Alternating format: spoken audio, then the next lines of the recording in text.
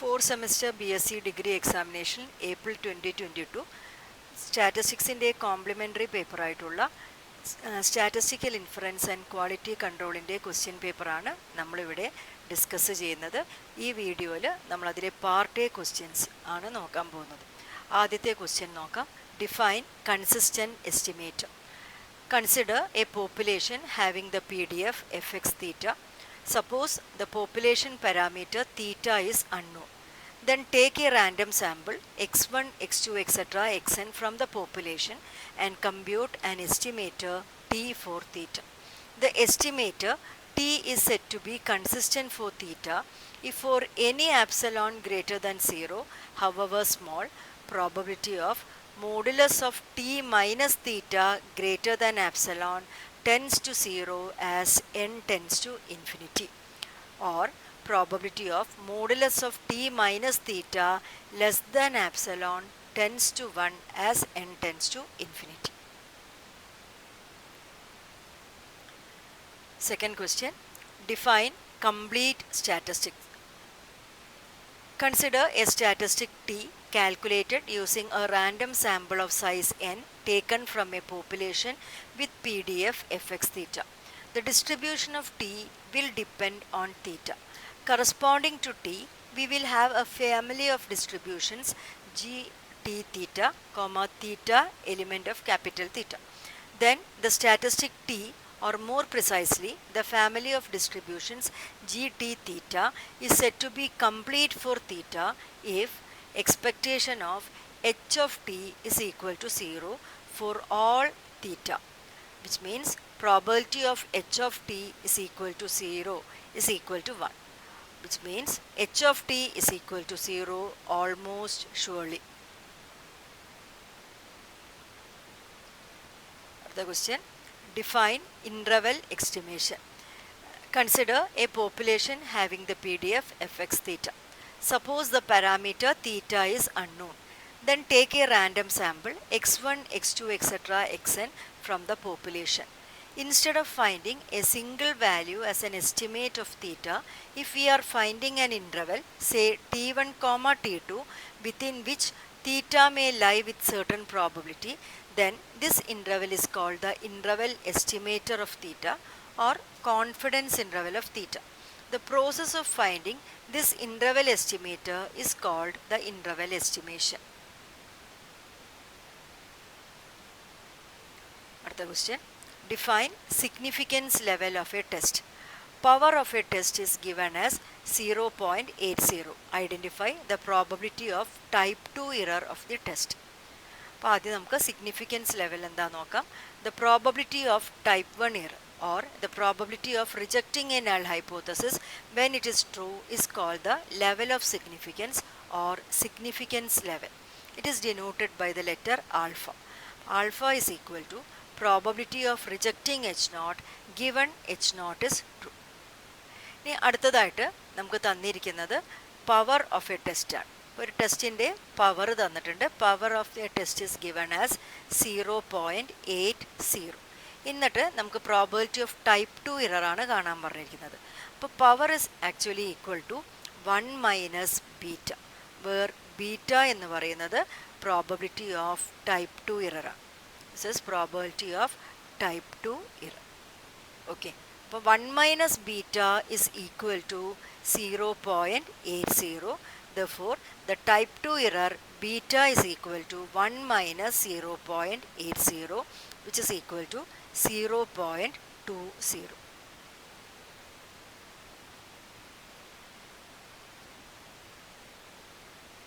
Another question. Define a uniformly most powerful test. The test having the best critical region over a whole range of alternative hypotheses is called uniformly most powerful test or UMP test.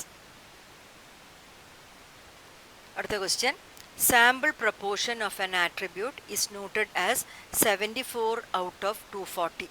Calculate the value of the test statistic to test whether the population proportion is 0.25. അപ്പോൾ ഇവിടെ നമുക്ക് തന്നിരിക്കുന്നത് ഒരു sample proportion is 74 out of 240 എന്നാണ് അല്ലേ. അപ്പോൾ 74 out of 240 is sample proportion. That means sample proportion P dash is equal to 74 divided by 240. That is equal to 0.31 എന്നാണ് വരുന്നത്.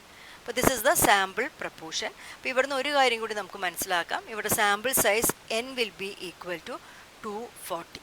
Sample size n is equal to 240.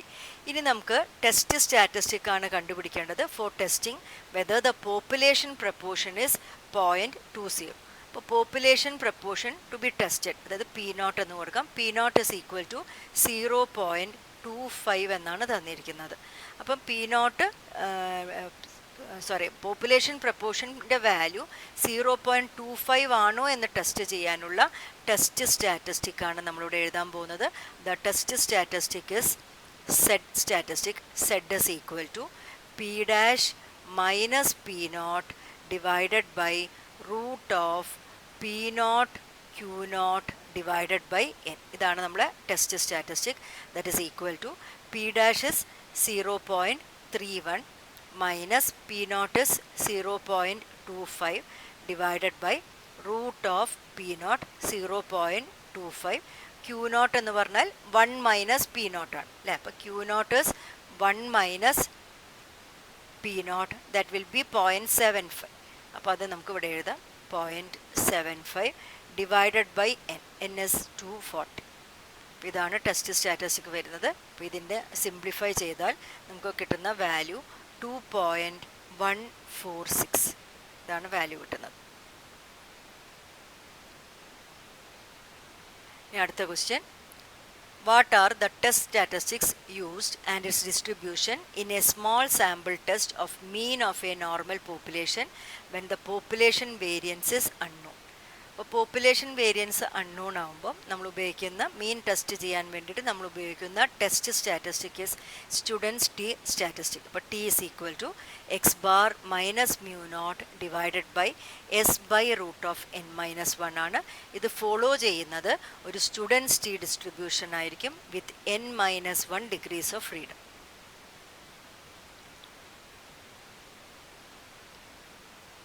അടുത്ത question, point out the situation where two-way ANOVA is used.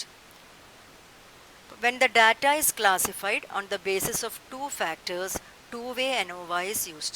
It is used to compare the multiple groups of these two factors. അപ്പം ഈ രണ്ടിലധികം ഫാക്ടേഴ്സിൽ different ഗ്രൂപ്പുകൾ ഉണ്ടാവും. അവരുടെ മീനുകളെല്ലാം compare ചെയ്യാൻ വേണ്ടിയിട്ടാണ് നമ്മൾ two-way ANOVA യൂസ് ചെയ്യുന്നത്. Next question, define a non-parametric test and give any two of its advantages.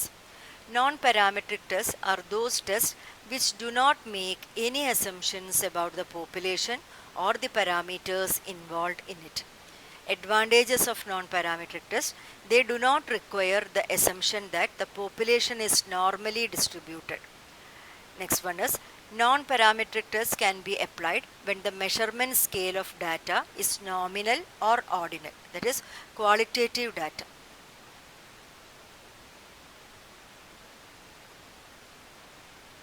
Next question, define a one sample sign test and the null hypothesis concerned. One sample sign test is a non-parametric test which is based on the signs of the deviations of the observations. It is used to test whether the median of a single population is equal to some specified value. ഇവിടെ നമുക്ക് മീഡിയനും ഉപയോഗിക്കാം, symmetric ആയിട്ടുള്ള ഡാറ്റയാണെച്ചാൽ മീനും test ചെയ്യാം. The null hypothesis is h naught mu is equal to mu naught, where mu can be the mean or median. The null hypothesis can also be written as h naught p is equal to p naught, where p naught is equal to half, where p is the proportion of observations greater than mu naught.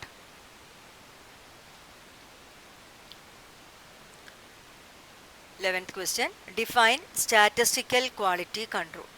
Statistical quality control means planned collection and effective use of data for studying causes of variation in quality, either as between processes, procedures, materials, machines, etc., or over periods of time.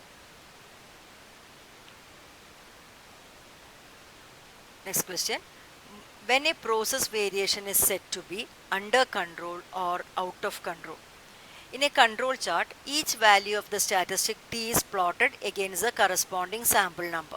The process is said to be under statistical control if all the plotted points in a control chart lies within the two control limits LCL, that is lower control limit, and UCL, upper control limit. If any one of the plotted points lies outside the control limits, then the process is said to be out of control.